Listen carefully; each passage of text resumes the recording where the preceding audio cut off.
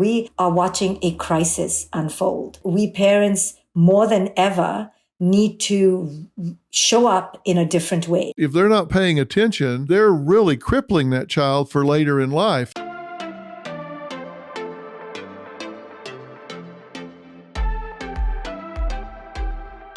All right, everybody, welcome back to Fill in the Blanks. I really appreciate you being here. We've been having some great guests, and you guys have really been spending a lot of time with us, so I appreciate that. If you are a parent or a grandparent, you really want to listen to what we're talking about today, because we're going to talk to you about some very important tools, tactics, and strategies for being a parent and helping to parent, whether you do it primarily or secondarily. My guest today is Dr. Shefaili. She is an acclaimed New York Times bestselling author, international speaker. She is a clinical psychologist and received her doctorate in clinical psychology from Columbia University. She specializes in the integration of Western psychology and Eastern philosophy, and I'm going to let her tell us all about that when I stop rambling here and talk to her. She really brings together the best of both worlds for her clients. She's an expert in family dynamics, and you all know, because you've heard me say, I believe family in America is under attack. We need to do a good job of fortifying our families and making them stronger and stronger. She teaches courses around the world in family dynamics and personal development alike. And so we're going to take a deep dive with her. And she has a book that's coming out 2 weeks from today, actually. It's the Parenting Map, step-by-step solutions to consciously create the ultimate parent-child relationship. Dr. Shefaili, thank you so much for being here. It's a pleasure. Thank you for having me. Well, you have dedicated and focused your work in an area that I think is so important, because I think families in America are under attack from so many different angles. And I'll talk about that as we go along. But you talk about something called conscious parenting. Tell us what you mean by that. Conscious parenting really, to me, is the answer for most of the troubles we're seeing today. And what it entails is the parent realizing the power they have in their influence and their connection over their children, but that they can lose that power if they muddy the parenting waters with misplaced expectations, with distraction, with lack of presence, with lack of inner wholeness. So from their own childhood, if they are still holding wounds or emotional scars that are unhealed, then that will obstruct their ability to truly connect with their children. And I believe that's what's missing in our families today.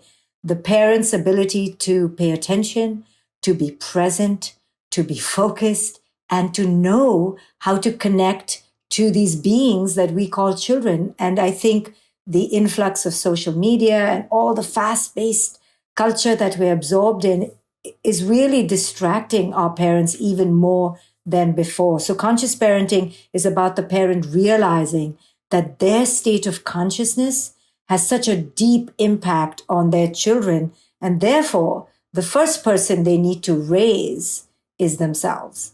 And I've often said, we're not raising children, we're raising adults. Everything your child will ever be, they're now becoming right now. Exactly. Whatever they're going to be ultimately when they grow up, in terms of their character, their values, their personalities, that's all obtaining right now. And so whether it's third grade, fourth grade, fifth grade, middle school, whatever, these parents are writing on the slate of who that child's going to become. And you're bringing up a great point. If they're not paying attention to what they're writing on that slate, if they're not paying attention to how they're engaging and role modeling for that child, then they're really crippling that child for later in life. That's what you're saying when you say, parent, you got to raise yourself first. You got to get yourself ready to do this important job. Absolutely. And we don't realize as parents how pivotal that moment by moment by moment in the here and now connection is, especially in the first 10 to 15 years of the child's life. And we miss those moments. And it's okay. It's part of being ordinary and imperfect. But if we miss too many moments and we don't seize the opportunities to truly plant in those seeds, then how is that child going to suddenly miraculously emerge into a resilient, empowered, worthy being? It's not going to happen by magic. It's this intricate sowing moment by moment that happens that parents need to show up for. And if they are stressed and burdened and overwhelmed and living in paranoia and fear and anxiety, then they're going to obstruct their capacity to do that very seminal, invaluable work in the child's childhood. I've said to parents so many times, you're not going to be the only voice in your child's ear. So you better be the best voice in your child's ear. There can be a lot of people talking to that child through the media, social media, their friends, outside influences. So you better be a clarion voice. You better be the best voice. I feel that more and more strongly today than I did 30 years ago, because I think there's more noise competing for that child's attention. What do you think is the parent's biggest challenge in being that best voice in your child's ear right now? Is it their deficits? Is it overcoming all that other noise? What's the biggest challenge that parents face right now? It's complex, but I will say that it's also quite simple. So the simple part of it is this. When your child is between the ages of 0 to 7, you have, I don't want to say complete, but pretty much total power to create not the child, but the conditions within which your relationship can be foundationally imprinted upon. You do have that influence in those early years. However, it's the law of diminishing returns. Every year after that, you now are competing more now than when you and I were parents of our young children than ever before. I feel sorry in the most compassionate way for young parents, because it's kind of a doom and gloom reality out there in terms of the excessive stimulation our children are exposed to. But the early first 6 years, 7 years are yours. So I often tell young parents, do not miss this window. It is a profound window. It is a window where your children are easily willing, able, capable of connecting to you in a way that will be imprinted upon them for life. They will never forget it. But if you don't seize that power you have in the most benevolent way, not in a tyrannical way, then you will lose that window. And there are windows, and that is the first foray into that deep connection that can be bonded and forged with your children. But after that, we are meant to release our children out into the world more and more and more. But in today's world, we have to be aware that we are releasing them to a constant stream of insane distraction. So therefore, that connection we forge with them creates the influence we can have with them. We may not have as much control today, but we continue to have as much influence if we do the work. When I started the Dr. Phil Show, there were no social media platforms. That's how old I am and how long I've been on the air. And it's created a whole new set of toxicity, a whole new set of challenges. We've had to deal with cyberbullying and children committing suicide from that. Just horrible fallout from it. When do you think, and I know every child is different, some are mature sooner than others, and every situation differs, but when do you think it's appropriate for parents to allow their child to have a smartphone or an iPad, a computer that's internet capable? Yeah. Again, it's a hard one to answer because our schools are giving our kids internet, iPads to do math on. But if the parent truly understood the dangers of letting their children foray into the world of the internet without supervision, guidance, controls, they would really agree with me. And I would say that age is no earlier than No earlier, and I'm talking about the most controlled, disciplined kid, 13 or 14 years old, no earlier. And this may sound rigid and excessive, but I've seen the effects so close. I've seen children being exposed to porn before their brains could, metabolize the information. Children being exposed to cyberbullying, being called fat, stupid, and ugly when they did not need to be exposed to that kind of, disrespect and slander. So there may be a lot of educational elements, and therefore the parent needs to supervise and have strong boundaries, and not let the child just have this unmitigated, unmediated access to this jungle out there. And that's what we're talking about, is good boundaries. But I'll tell you, and you know this, we can tell a parent have boundaries, and the parent can start out by having good boundaries. But the number one fights in all the houses of parents who come to me for counseling is around the boundaries around social media. I mean, I'm negotiating these boundaries with these children as young as 7 or 8. So we're not fighting about TV time anymore, where the parent could hide the remote. We are talking about the child's phone. So we've given them a phone or a device too early before their time. And now we are having fights and conflicts over something we should have never given to them in the first place. Well, of course we are. I hear parents talk about the younger generation as though they had nothing to do with it, yes. Which is astounding to me. But I guess it was 2008 or 2009. I think about it as though big cargo planes flew over the United States and dropped millions of smartphones Yes. all over the country. Yes. And at that point, there was a shift. And the shift was that these young people stopped living their lives so much as they spent time watching others live their lives. Yes. The lives they're watching being lived aren't real. They're these fantasy lives that these influencers and all are putting up on the internet, and they compare themselves to that. And by comparison, they come out on the short end of the stick because, as I say, those are fantasy lives. They've started getting their driver's license later. And you know all this. I'm just repeating it for our viewers in case they don't know. They're starting to get their driver's license later. They're starting to date later. They have fewer friends. Their interaction with the real world truly is being crowded out by their involvement in the virtual world. And they'll say, oh, I met him and we've been dating. And then it's 10 minutes into the conversation where I find out they never met him at all. They call that meeting somebody. They never met. It's all on the internet. What is up with this? Right. Or a child will say, this person was so mean to me. And I'll be thinking in real life, like somebody was really hurting them in real life. And then I'll find out later it was because they didn't like a comment or they sent the wrong emoji.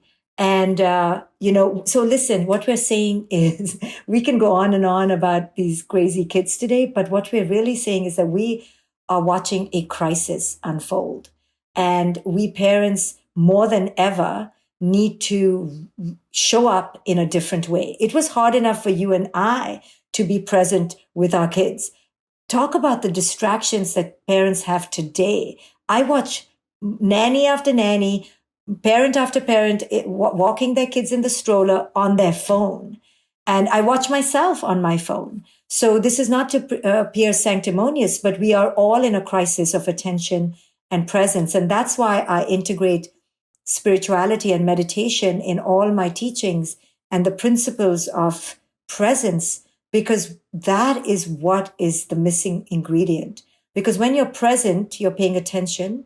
When you're paying attention, you're attuning and you're readily available for your children as they need you versus you projecting onto them in a distracted way or a traumatized way. So all of this work to be a parent more now than ever requires more energy and more consciousness from the parent. Yeah, and you put a lot of this on the parent, and I think almost all belongs on the parent. Of course, the kid has choices to make and all, but as I say, I think we really write on the slate of who they are. We color their personality by what we allow them to do, what we reward, what we fail to reward. I think you're so right. And that's why I love this concept of the conscious parenting. I did a show on New Year's resolutions, which I'm not big on New Year's resolutions, but I think any time for any reason that you stop and say, okay, let me call time out here and focus on what it is that I want to achieve or do, whether it's March 18th or July 14th or whenever it is. I think it's always great if you stop and do that. But people ask me if I would recommend a resolution to somebody, and I said, yeah, I would, but it wouldn't be losing weight or exercising more or changing jobs or blah, blah, blah, blah. It would simply be who you are on purpose. Mm-hmm. Don't just wake up every day and react to what's coming through your front door or your phone or happening at work, but be who you are, do what you do, choose what you choose on purpose. That's what you're saying about parenting, is consciously choose what you're doing as a parent. Do this on purpose. Think about it. Consciously choose it. Right. And recognize that what I've said forever and ever is when you choose the behavior, you choose the consequences. We're seeing these consequences obtain in these children's lives later and later. Is it ever too late for a parent to change the way they're interacting with and parenting their child? No, of course not, because every new moment with your child is a new opportunity to forge a bond and a connection and to apologize and to take accountability. However, that adult child now is kind of, developed. So if we are looking to influence, again, it's those early 10, 15 years, and I'm being generous here, to really do the work. And I often tell parents, please do not have children if you don't understand that you are not having them so you feel better about yourself.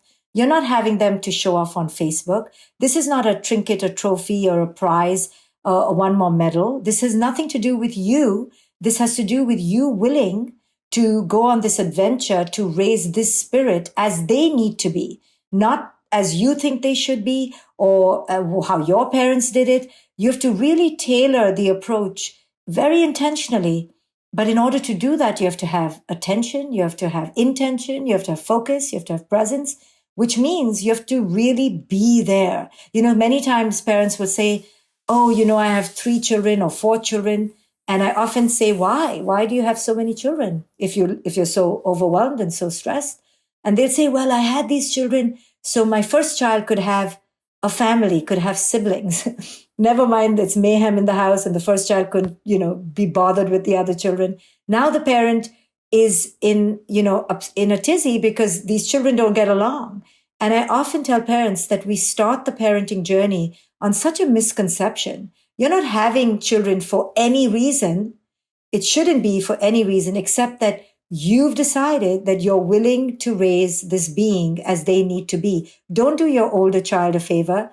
Don't do your grandparents a favor. Don't do your husband a favor or your partner.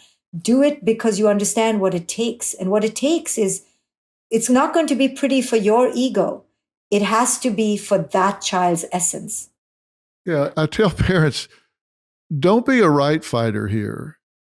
Perception is reality. If that's their belief, and you don't want to enable delusional behavior, but if that's their belief and that was their experience, then instead of being defensive about this, you can say, okay, I hear you. I get it. I get that that was your experience, and I'm really sorry. And if you'll give me the chance, I'll do better.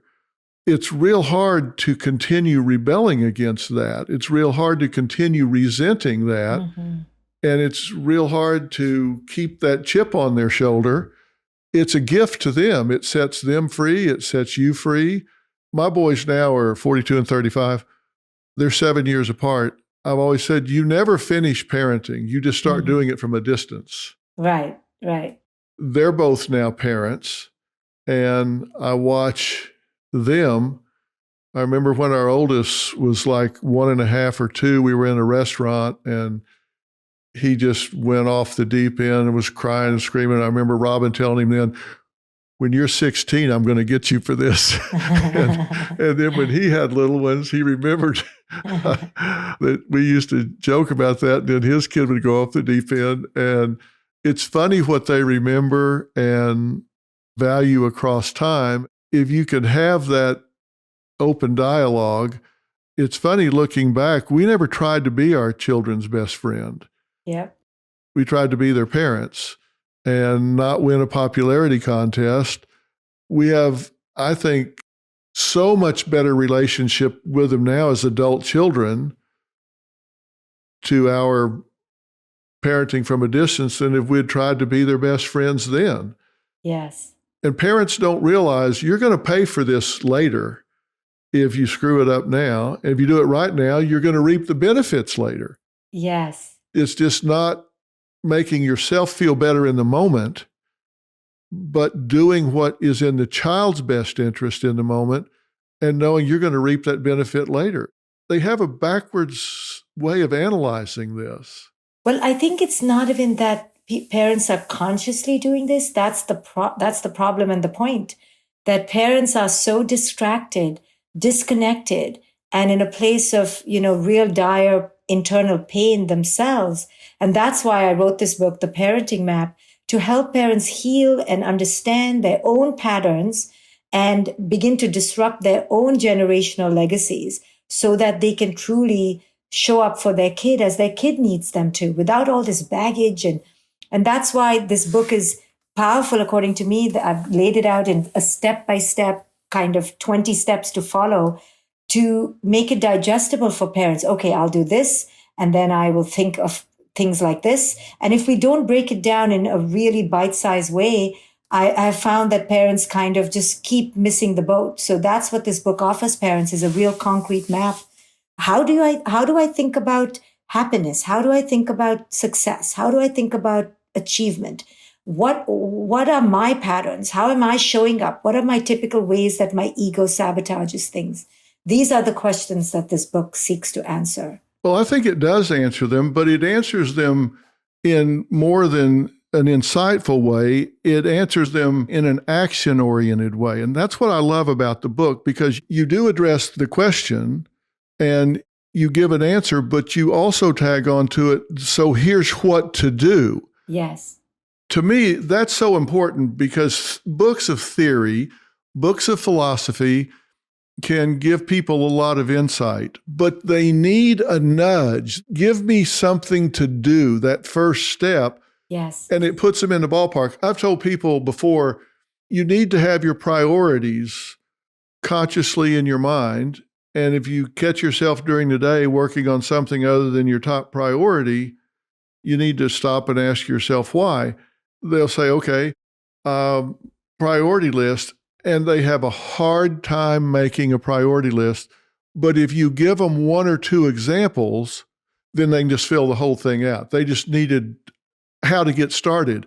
And that's what you do in your steps. You give them examples of what you're talking about and how it plays out, and very action-oriented steps about what to do to make this a healthy situation, not a perfect situation, not a perfect child, not a perfect relationship, but to move in a healthy direction. And that's what I love about it. It's not just philosophical, it's action-oriented.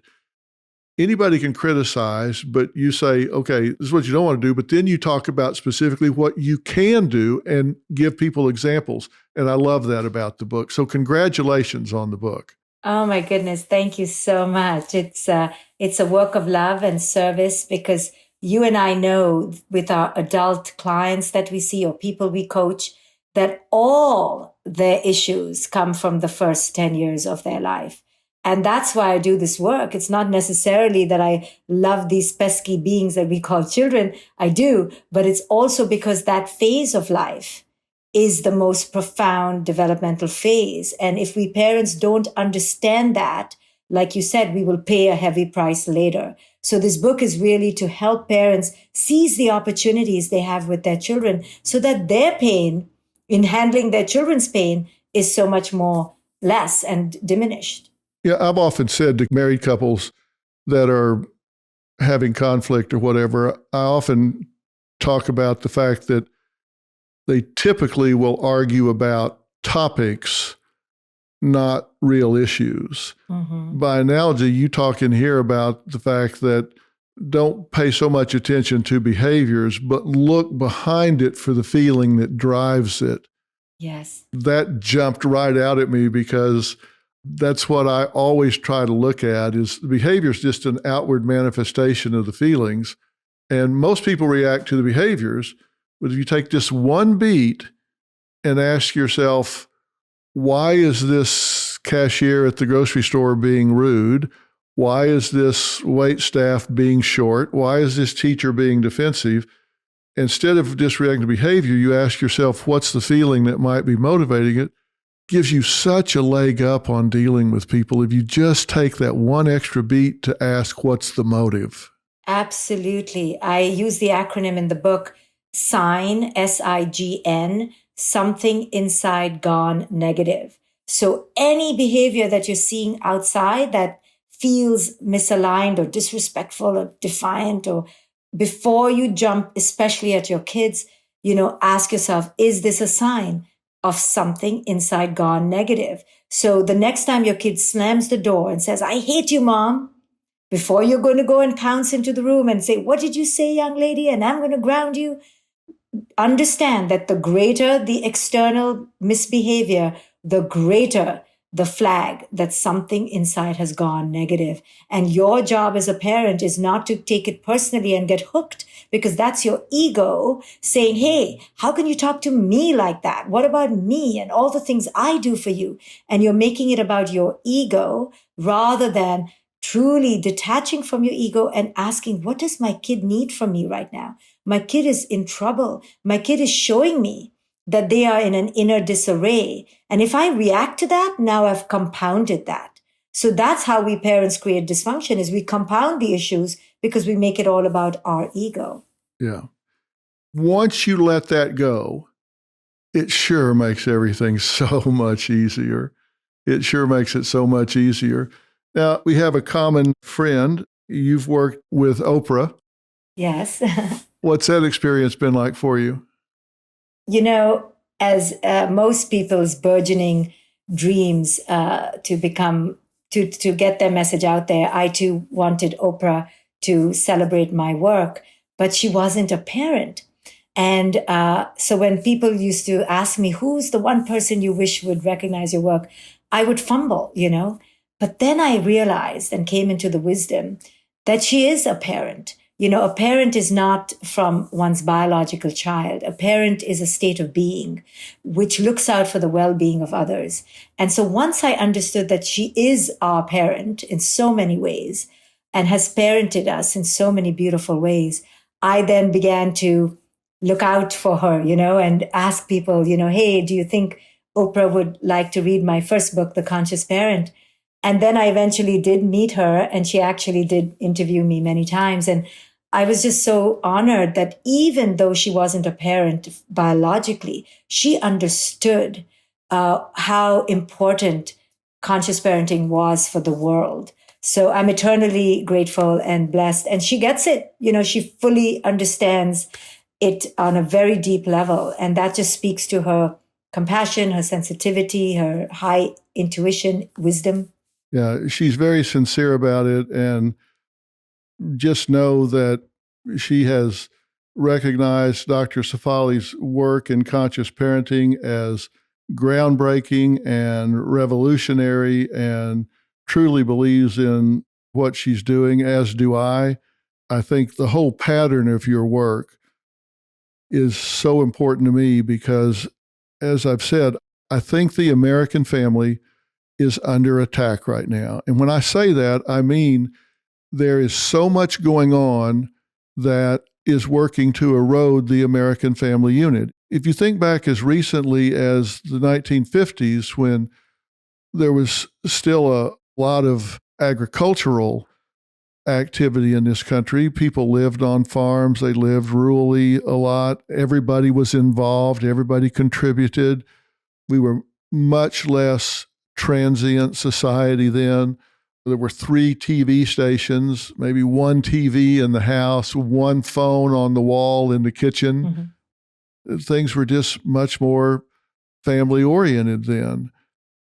And now, here we are today in 2023, and so much is competing with family time, social media and the computer, and being so highly mobile as a society, and kids getting exposed to so much so soon before they have the emotional maturity to deal with it. It's just making it harder and harder for the family to develop and stay together as a unit.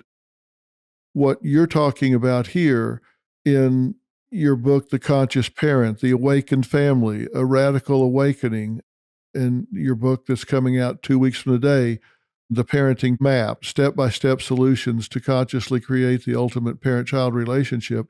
All of this body of work goes right to my concern about fortifying the family and doing it generationally, because when you do it with the kids, then they're going to be better parents, and then they're going to be better parents. And I don't think of you as having a philosophy as much as I do a movement. So God bless you for the work you're doing.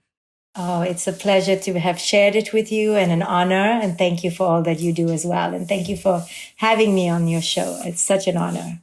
Well, I look forward to us talking again, which I know we're going to do very soon. And I hope it'll be one of many conversations we'll have in helping families in America. So I appreciate you being here today. Again, my guest is Dr. Shefaili. You can pre-order it today, but her book is The Parenting Map.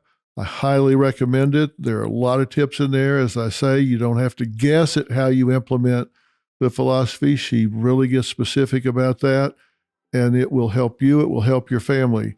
I won't tell you you need it. I will tell you you deserve it. You deserve it. Your children deserve it. Your family deserves it. Doctor, thank you so much. We'll talk again very soon. Thank you. Thank you very much. All right, you bet. Thanks, Doc.